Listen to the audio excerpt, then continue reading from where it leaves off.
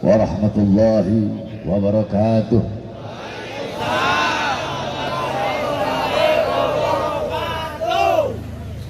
Alhamdulillahil ahad, wassalatu wassalam ala man fis sama ismuhu Ahmad wa fil ardi ismuhu Muhammad wa ala alihi wa sahbihi wa ba'd. Yang saya cintai, yang saya muliakan, para alim ulama, para habaib, para kiai, para asatid, para ajengan, para tokoh masyarakat, para aparat pemerintah, wabil khusus segenap guru-guru kita yang saya cintai, yang saya muliakan, panitia pelaksana Istighosah Akbar Al-Habib Zain Ibn Syihab Al-Habib Hussein Al-Hamid, beserta seluruh jamaah posko PHB dan 212, beserta seluruh hadirin hadirat, bapak-bapak, ibu-ibu, khususnya para pemuda-pemudi umat baginda Nabi besar Muhammad yang selalu dimuliakan oleh Allah Subhanahu wa taala. Saudara-saudara, sedikit saja nasihat dari saya, hadirin sekalian yang dimuliakan oleh Allah Subhanahu wa taala. Kita duduk pada malam hari yang mulia ini dalam rangka Istighosah Akbar. Saudara-saudara, istighosah itu adalah wazan dari istif'alan, atau kalau kita pernah belajar shorof, istaf'ala yastafilu istif'alan, yakni itu fi'il sulasi mazid, yakni dengan tambahan 3 huruf hamzah wasal, sin dan ta, yakni bimakna talab, maknanya adalah meminta pertolongan, maknanya adalah meminta, bimakna talab, meminta, yakni bimakna talab, yang bermakna, yang bermaksud si fa'il meminta kepada si maf'ul untuk melakukan suatu pekerjaan. Contoh, istighfar. Istighfar itu berasal dari kata ghufran. Ghufran artinya ampunan. Istighfar berarti kita memohon kepada Allah agar Allah memberikan ampunan kepada kita. Kita sebagai fa'il meminta kepada Allah agar Allah memberikan ampunan kepada kita semua. Nah, istighosah dari kata ghausun yang artinya pertolongan. Ada lagi aunun, yakni isti'anah. Ada istighosah, ada isti'anah. Cuma bedanya, kalau isti'anah itu memohon pertolongan dalam keadaan umum, memohon pertolongan dalam yang bersifat luas. Sedangkan istighosah memohon pertolongan kepada Allah yang bersifat khusus, yang bersifat mendesak, yang bersifat kepepet. Maka yang bersifat kepepet, yang bersifat khusus, yang bersifat mendesak, itu namanya istighosah, saudara-saudara. Nah, kita duduk berkumpul pada malam hari yang mulia ini untuk bermohon kepada Allah, beristighosah kepada Allah, dibacakan sholawat, tahlil, tahmid, tasbih, takbir, tamjid, sholawat sebagai perantara meminta kepada Allah, bermohon kepada Allah atas segala hajat-hajat kita.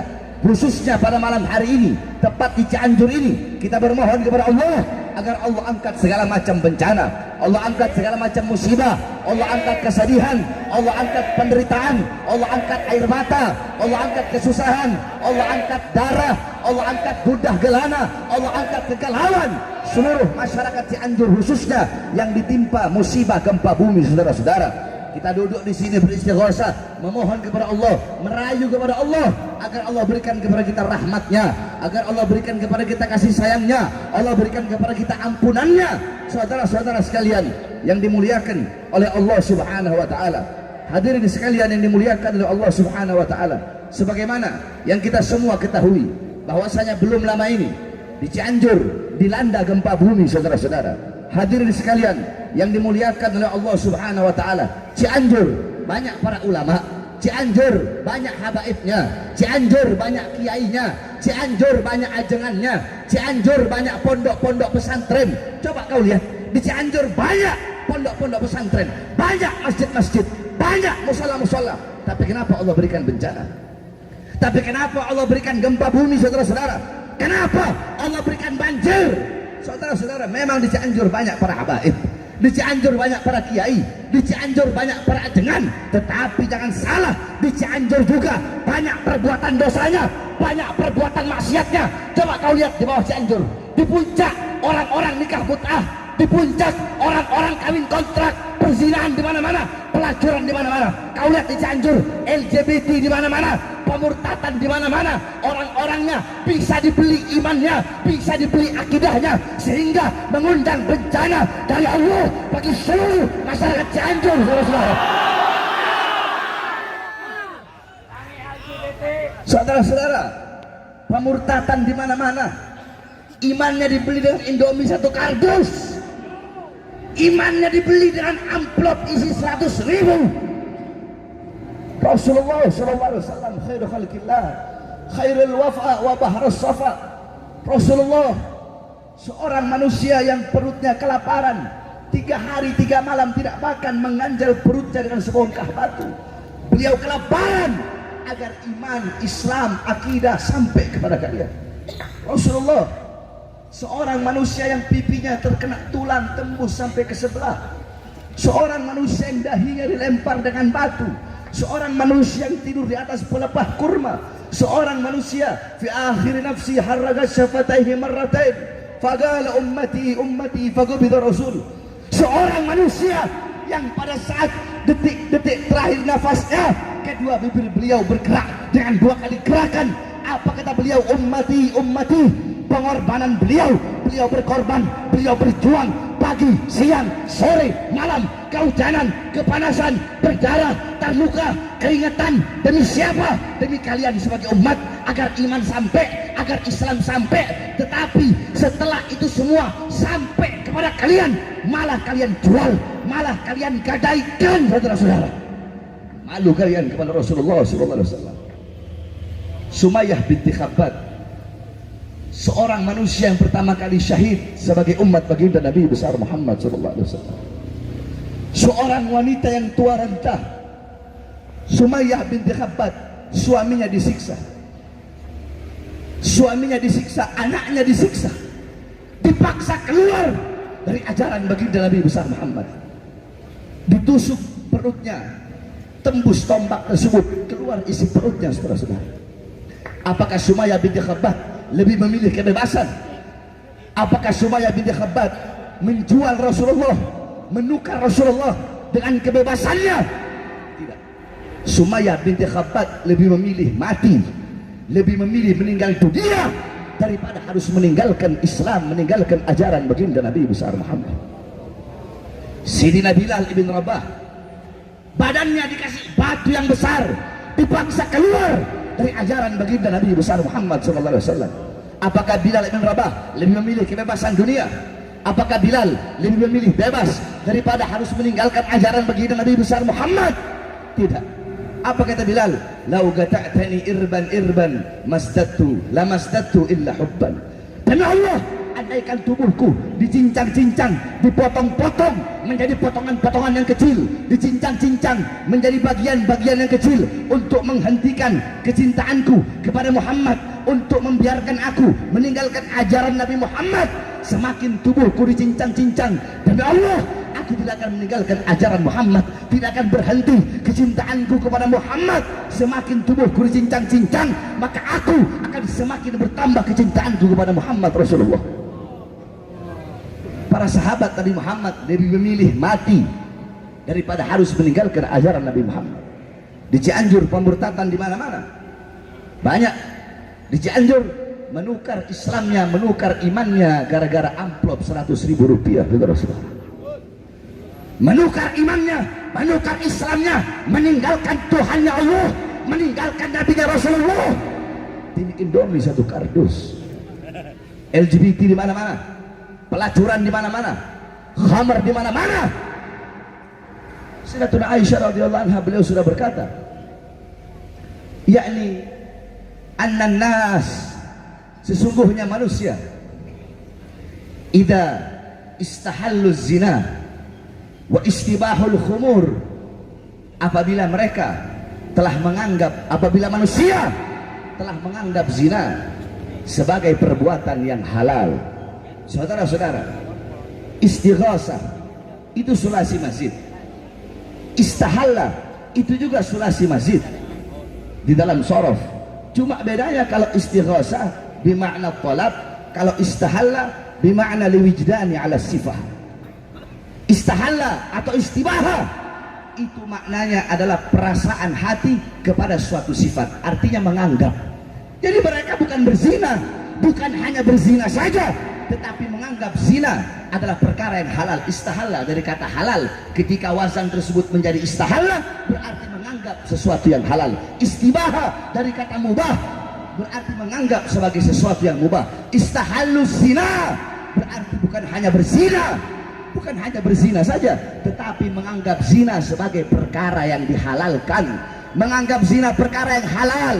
Berzina pagi, siang, sore, malam di pinggir jalan, telanjang, laki-laki, perempuan, ciuman, pelukan, berzina di pinggir jalan, mempertontonkan zinahnya karena dia menganggap zina sebagai sesuatu yang halal. Saudara-saudara, wailun liman lam ya'lam marrah, fawailun liman ya'lam walam ya'mal bih thalatha marrah. Sungguh celaka bagi orang yang tidak tahu satu kali kecelakaan. Kalau ada orang yang berzina, dia tidak tahu zina itu dosa, dia mendapatkan satu dosa. Ada orang tidak tahu kalau khamr, kalau mabuk itu dosa, dia mabuk, dia mendapatkan satu dosa.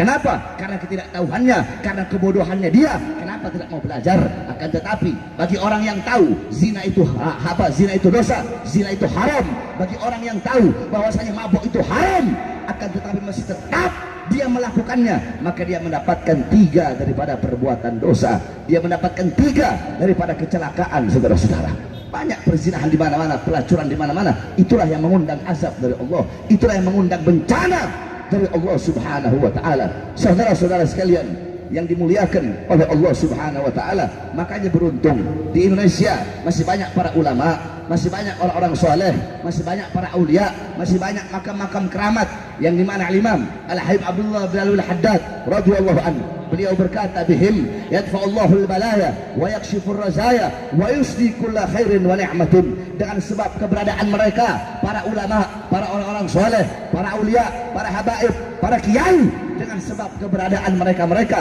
dengan sebab masih banyaknya beliau-beliau, Allah angkat segala macam bencana, Allah angkat segala macam musibah, Allah beri kita kenikmatan, Allah beri kita kesejahteraan, Allah beri kita segala macam kebaikan-kebaikan sebab keberadaan beliau-beliau, para ulama, para aulia dan orang-orang soleh. Falaula hubu bainal anami ladukdikat jibalun wa ardul lirtikabil khati'ati. Kalau bukan karena keberadaan beliau-beliau, para ulama, para aulia, para syuhada, orang-orang soleh, magom-magom keramat, kalau bukan karena keberadaan beliau-beliau, maka sudah Allah berikan kepada kita bencana musibah yang begitu besar. Bumi Allah guncang, bumi Allah balik, bumi Allah hancurkan, gunung-gunung Allah hancurkan, lautan Allah tumpahkan di muka bumi, gunung-gunung Allah terbangkan, langit Allah runtuhkan. Allah hancurin dunia, hancurin dunia, rusak ini alam semesta. Kalau bukan karena keberadaan beliau-beliau, orang-orang soleh, para ulama dan para aulia di muka bumi Allah, karena keberadaan beliau-beliau, Allah masih jaga ini bumi, Allah masih jaga kita punya negara, kesatuan Republik Indonesia. Oleh karenanya, saudara-saudaraku sekalian yang dimuliakan oleh Allah Subhanahu wa taala, ini teguran Allah berikan kepada kita semua. Ini teguran bukan hanya untuk masyarakat Cianjur saja, tetapi untuk kita semua. Kita lihat zaman sekarang, saudara-saudara, syariat Islam dianggap sesuatu yang asing. Orang pakai peci asing, orang pakai baju koko asing, orang pakai sarung asing, pakai gamis dianggap asing. Orang ngomong takbir dianggap asing, orang ngomong tahlil dianggap asing. Syariat Islam dianggap asing, saudara-saudara. Perempuan-perempuan dengan jilbabnya, perempuan-perempuan dengan jilbab, mereka goyang-goyangan dengan mereka punya jilbab. Dengan jilbabnya mereka memperlihatkan kemolekan tubuh mereka. Dengan jilbabnya mereka memperlihatkan mereka punya aurat, padahal mereka pakai jilbab. Mereka goyang-goyangan, ikhtilat, bercampur laki-laki dan perempuan. Pemuda-pemudanya, pemudi-pemudinya, pagi, siang, sore, malam sibuk dengan media sosial, sibuk dengan media sosialnya, sibuk dengan handphonenya, lupa kepada Allah, lupa kepada ajaran Allah, lupa kepada Al-Quran, lupa kepada sunnah Rasulullah SAW. Akhir zaman, orang-orang mabuk di mana-mana, narkoba di mana-mana, melacur di mana-mana. Ustadznya, kiainya, habaib mudanya sibuk dengan TikTok, sibuk cari suhroh, sibuk cari tenar, sibuk cari masyhur. para ustadznya, para kiainya, para habibnya sibuk juga dengan media sosialnya untuk mencari ketenaran, untuk mencari kema'rufan, untuk mencari kemasyhuran. Para ustadznya, para kiainya, para habibnya bisa dibeli, telanjang dianggap modern, buka aurat dianggap modern, sedangkan pakai hijab, pakai cadar dianggap cupu, dianggap culun. Saudara-saudara sekalian, yang paling banyak berbuat dosa, yang paling banyak berbuat maksiat, yang paling banyak mungkarat, dalalat, sayiat, mukhalafat, bukan orang-orang Kristen, bukan orang-orang Buddha, bukan orang-orang Hindu, tetapi abnaul muslimin, putra-putri Islam, pemuda-pemudi Islam kita yang paling banyak berbuat dosa, yang paling banyak berbuat maksiat. Oleh karenanya, kalau ada Allah berikan bencana, kalau Allah berikan musibah, jangan engkau bertanya kepada Allah Subhanahu wa taala. Dalam Al-Qur'an, Allah Subhanahu wa taala berfirman, "Ma asabakum min musibatin fa bima kasabat aydikum." Apa-apa yang menimpa kalian daripada musibah, daripada bencana, daripada gempa bumi, daripada tsunami, daripada tanah longsor, daripada kebakaran, daripada banjir, itu akibat perbuatan tangan kalian, itu akibat perbuatan tangan kita sendiri. Makanya Allah berikan bencana dan musibah. Ketika Allah berikan bencana, ketika Allah berikan musibah, jangan bertanya kepada Allah, "Ya Allah, kenapa Engkau berikan gempa bumi di Cianjur? Ya Allah, kenapa Engkau berikan gempa bumi, Engkau berikan tsunami di Palu? Kemudian kenapa gunung meletus di Semeru? Kemudian kenapa ada tsunami di Lombok? Kenapa daerah-daerah di Indonesia Engkau berikan bencana, Engkau berikan musibah, ada tsunami, ada gempa bumi, ada tanah longsor, ada kebakaran?" Jangan engkau bertanya kepada Allah, tapi tanyakan kepada diri kita, tanyakan kepada anak-anak muda kita, tanyakan kepada orang tua kita, berapa banyak perbuatan dosa, berapa banyak perbuatan maksiat yang kita lakukan, berapa banyak ketaatan kepada Allah yang kita tinggalkan. Tanyakan kepada para ulamanya, para ustadznya, para kiainya, para habaibnya, para ustadz, para kiai, para habaib. Tanyakan kepada mereka berapa banyak nahi mungkar yang mereka tinggalkan. Tanyakan kepada para ustadz, para kiai, para habaib, kenapa para ulamanya menjadi penjilat-penjilat penguasa, menjadi penjilat-penjilat para pejabat? Kenapa para ulamanya menukar kehidupan akhiratnya demi kepentingan dunianya? Kenapa para ulama-ulamanya menjual ayat-ayat Allah demi urusan-urusan dunianya, demi kepentingan perutnya, partainya, kekuasaannya, jabatannya, tahtanya dan kekuasaannya? Tanyakan kepada para ulama, para ustadz, para kiai, para habaib, para pemimpin-pemimpin pondok pesantren, para guru-guru. Tanyakan kepada para pimpinan-pimpinan majelis taklim, para pemimpin-pemimpin ormas-ormas Islam. Tanyakan juga kepada para pengurus-pengurus masjid. Tanyakan kepada para guru-guru kita, para ulama kita. Tanyakan kepada mereka, kenapa para ulama-ulamanya, kenapa para ulama-ulamanya yang benar dibilang salah, yang salah dibilang benar, yang halal dibilang haram, yang haram dibilang halal? Tanyakan kepada para ulamanya, kenapa jadi kera-kera bersorban? Tanyakan kepada para ulamanya, kenapa para ulamanya menjadi kera-kera bersorban, menjadi ulama-ulama su? Tanyakan kepada para pejabat, tanyakan kepada para aparat, tanyakan kepada para pemerintah, RT-nya, RW-nya, lurahnya, camatnya, bupatinya, wali kotanya, menterinya, presidennya. Tanyakan kepada mereka, para pejabat, para aparat, berapa banyak harta rakyat yang mereka korupsi, berapa banyak uang rakyat yang mereka curi, berapa banyak keadilan-keadilan yang tidak mereka tegakkan, berapa banyak kezoliman-kezoliman, kemungkaran yang mereka lancarkan. Tanyakan kepada para pejabatnya, para aparatnya, kenapa menyengsarakan rakyat, kenapa mensusahkan rakyat? Tanyakan kepada para pejabatnya, kenapa banyak berdusta, kenapa banyak berbohong, kenapa tidak menegakkan keadilan di Indonesia? Tanyakan kepada mereka semua, para ulama dan para pejabat, orang tua, rakyat, umat. Tanyakan kepada mereka semua, perbuatan dosa apa, perbuatan maksiat apa yang kita lakukan sehingga mengundang bencana dan musibah dari Allah Subhanahu wa taala. Saudara-saudara, Allah tidak peduli kalau Allah sudah turunkan bencana, kalau Allah sudah turunkan musibah, tidak peduli. Yang berbuat dosa kena, yang taat juga kena, yang alim kena, yang bodoh kena. Orang tua, syuyukhun rukka, bahaim rutta, atfalun rudda, anak-anak kecil yang menyusui. Orang tua yang suka ke masjid yang tidak punya dosa. Binatang-binatang ternak yang tidak berdosa, semuanya ikut amblas, semuanya ikut habis, semuanya ikut mati kalau sudah Allah Subhanahu wa taala berikan bencana, saudara-saudara. Kenapa? Karena terlalu banyak perbuatan dosa dan maksiat yang kita lakukan. Palu, kenapa Palu ada tsunami? Kamu pikir itu di Palu banyak pondok-pondok pesantren, bahkan di Palu ada Al-Khairat, pondok pesantren kami, guru besar kami Habib Idrus bin Salim Al-Jufri. Tapi kenapa di Palu, saudara-saudara, ada tsunami? Berapa banyak korban? Kenapa di Palu ada tempat pelacuran terbesar se-Sulawesi, lebih besar dari Doli yang ada di Surabaya, saudara-saudara? Lombok, kenapa Lombok ada tsunami? Di Lombok padahal dijuluki negeri 1000 masjid, 100 meter masjid, 100 meter masjid, 100 meter masjid. Tapi kenapa di Lombok ada tsunami, ada gempa bumi? Karena di Lombok banyak bule-bule, banyak orang-orang barat jemur teteknya, banyak orang-orang barat membuka auratnya, orang-orang barat mabok di pinggir-pinggir jalan, melacur, berzina di pinggir jalan, sehingga Allah berikan bencana. Begitu juga di Cianjur. Kenapa Allah berikan gempa bumi?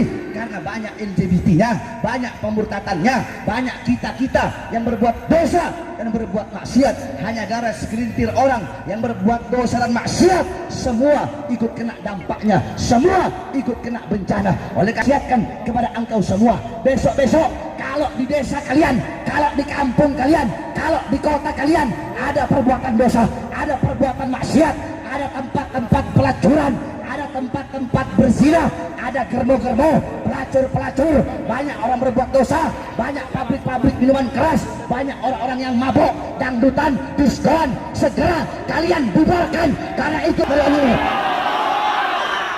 kampung kalian, desa kalian, kota kalian, kalau ada tempat pelacuran, kalau ada tempat-tempat minuman keras, bubarkan. Jangan sampai hanya segelintir orang-orang tersebut Allah berikan bencana, kita semua ikut terkena dampaknya, saudara-saudara. Oleh karenanya, hadirin sekalian yang dimuliakan oleh Allah Subhanahu wa taala, kembali kita kepada Allah, kembali kepada Allah. Kata Habib Zain tadi, hijrah kepada Allah Subhanahu wa taala. Al-hijrah, qala al-Imam Al-Qurtubi, al-hijrah intiqal an syai' ila syai', wa qala al-hijrah yani intiqal min mawdi' ila mawdi', wa qasdu tarkil awal itharan lithani. Qala al-Imam As-Suyuti, qala al-Imam Al-Mujahid, al-hijrah tarku riyarahum idkhaf al-fitnah wal i'tidari fi dhatillah. Al-Imam Al-Qurtubi radhiyallahu anhu, beliau mengatakan al-hijrah intiqal an syai' ila syai', hijrah itu pindah dari sesuatu kepada sesuatu. Al-Imam As-Suyuti beliau mengatakan al-hijrah intiqal min mawdi' ila mawdi' wa qasdu tarkil awal itharan lithani, hijrah itu pindah dari satu tempat ke tempat yang lain dan menyengajai pindah ke tempat yang kedua dari tempat yang pertama. Al-Imam Al-Mujahid beliau berkata al-hijrah tarku diyarahum in khafal fitnah wal i'tidari fi dhatillah. Hijrah menurut Al-Imam Al-Mujahid adalah orang-orang yang meninggalkan desanya, meninggalkan kampung halamannya untuk karena takut fitnah, kerusakan dan penindasan. Tetapi yang saya maksudkan hijrah di sini adalah sebenar-benarnya makna hijrah sebagaimana disebutkan oleh baginda Nabi besar Muhammad sallallahu alaihi wasallam. Apa kata Rasulullah? Al-muhajir man hajara ila ma nahallahu anhu. Orang-orang yang berhijrah adalah orang-orang yang berhijrah meninggalkan apa-apa yang dilarang oleh Allah, meninggalkan perbuatan dosa, meninggalkan perbuatan maksiat. Dari perbuatan maksiat hijrah menuju perbuatan taat, dari kebodohan hijrah menuju kealiman, dari bodoh hijrah menuju pinter, dari maksiat hijrah menuju tobat, dari perbuatan dosa hijrah menuju taat, dari kemiskinan hijrah menuju kemakmuran, hijrah menuju kejayaan, dari belangsak, dari bodoh hijrah menuju pinter, hijrah menuju makmur, dari rasa takut hijrah menuju rasa aman. Hijrah kita semua kepada Allah, kembali kepada Allah. Terlalu banyak perbuatan dosa kita, terlalu banyak perbuatan maksiat kita, apalagi di akhir zaman ini, saudara-saudara. Perbuatan dosa dan perbuatan maksiat keleleran di mana-mana. Di mana-mana ada perbuatan dosa dan ada perbuatan maksiat. Maka kembalilah kita kepada Allah Subhanahu wa taala, tegakkan keadilan, sampaikan kebenaran, tegakkan keadilan, sampaikan kebenaran, saudara-saudara sekalian. Banyak orang-orang sekarang meninggalkan kebenaran, meninggalkan keadilan, tidak punya rasa kepedulian. Agamanya dihina, Islamnya dihina, syariatnya dihina, la ilaha illallahnya dihina, Muhammad Rasulullahnya dihina, nabinya dihina, akidahnya dihina, Islamnya dihina, akidahnya diinjak-injak, nabinya diinjak-injak. Mereka biasa-biasa saja. Itu setan-setan yang putih. Apa itu setan-setan yang buta? Itu setan-setan yang tuli. Itu orang-orang yang tidak pantas disebut sebagai umat daripada baginda Nabi besar Muhammad sallallahu alaihi wasallam. Ketika agama Islam dihina, ketika syariat dihina, ketika tauhid dihina, ketika ulama dihina, ketika para pewaris Nabi Muhammad dihina, sedangkan kita diam saja. Islam dihina, syariat dihina, dilecehkan, diinjak-injak, dinodai.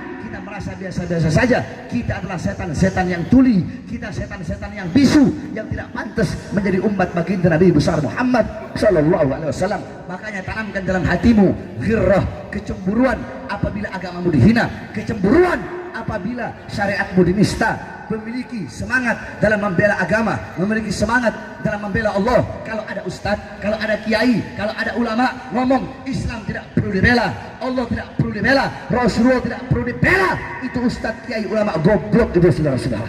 Kalau ada orang yang bilang Islam tidak perlu dibela, untuk apa ada front membela Islam? Islam tidak perlu dibela, itu ustaz goblok, itu kiai goblok, itu habib goblok, itu ulama goblok. Jangan engkau ikuti, itu orang-orang yang menjauhkan engkau dari jihad, menjauhkan engkau dari amal ma'ruf, menjauhkan engkau dari nahi mungkar, menjauhkan engkau dari syariat baginda Nabi besar Muhammad sallallahu alaihi wasallam. Jangan ada kata kapok, jangan ada kata lelah, jangan ada kata capek dalam berjuang untuk Allah, berjuang untuk Rasulullah, berjuang untuk agama, berjuang untuk syariat, berjuang untuk Nabi Muhammad, berjuang di jalan Allah untuk menyampaikan kebenaran, untuk melawan kezaliman, untuk melawan kemungkaran, untuk melawan maksiat, mungkarat, dolalat, sayyiat, mukhalafat. Tidak ada kata capek, tidak ada kata lelah. Saudara-saudara, saya keluar masuk penjara, berkali-kali saya masuk penjara. Kenapa? Apakah saya bandar narkoba? Apakah saya pencuri? Apakah saya pembunuh?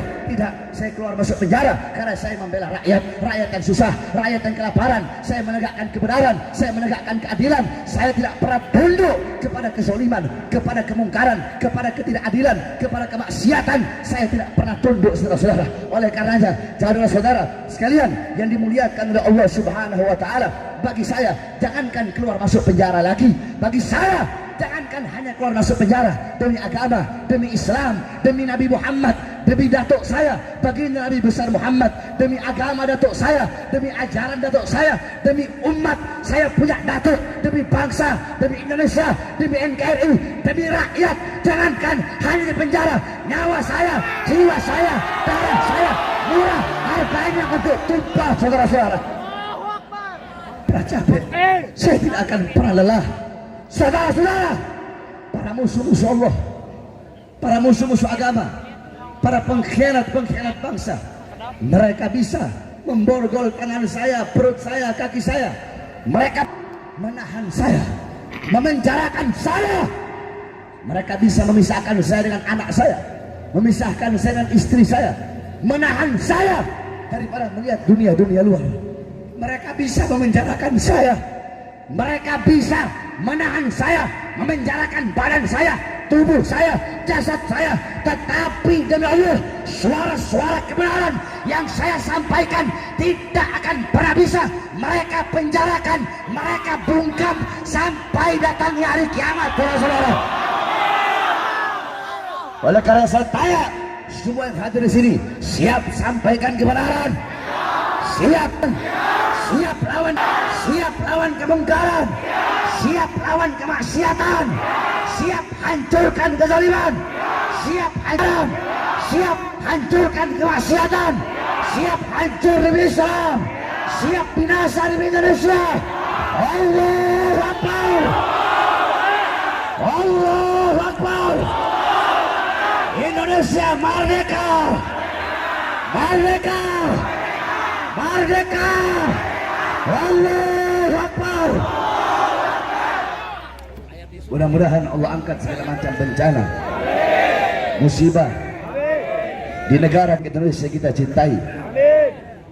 Mudah-mudahan segala macam penderitaan, kesusahan, kesedihan, cobaan-cobaan yang melanda umat Islam Cianjur, masyarakat Cianjur, mudah-mudahan Allah ganti dengan sesuatu yang lebih baik. Allah ganti dengan kenikmatan-kenikmatan yang agung, kenikmatan-kenikmatan yang besar, kenikmatan-kenikmatan yang luhur. Jadi intinya, saudara-saudara, kita hadir pada malam hari ini istighasah bermakna talabul ghaus, memohon, meminta, mengembis kepada Allah akan pertolongan, karena sebaik-baik penolong adalah Allah, sebaik-baik pelindung adalah Allah. Apabila pertolongan Allah, perlindungan Allah telah Allah berikan kepada kita semua, maka tidak ada satupun makhluk yang bisa menyakiti kita, karena kita berada dalam pertolongan dan perlindungan Allah. Semoga bangsa kita, negara kita, rakyat kita aman, makmur, sejahtera. Allah jadikan negara kita negara yang aman, negara yang makmur, negara yang sejahtera. Baldatun thayyibatun wa rabbun ghafur. Negara yang baik, negara yang makmur, negara yang aman, negara yang sejahtera. Para pejabat jadi pejabat-pejabat yang baik, para pemerintah jadi pemerintah yang baik, jadi pemerintah pejabat yang taat kepada Allah, yang patuh kepada Allah. Ulama jadi ulama-ulama yang lurus, jadi ulama-ulama yang istiqamah, ulama-ulama yang mustaqim. Amin amin ya rabbal alamin. Saudara-saudara, doakan juga saya. Saya baru keluar dari rumah sakit, kata dokter, saya punya fungsi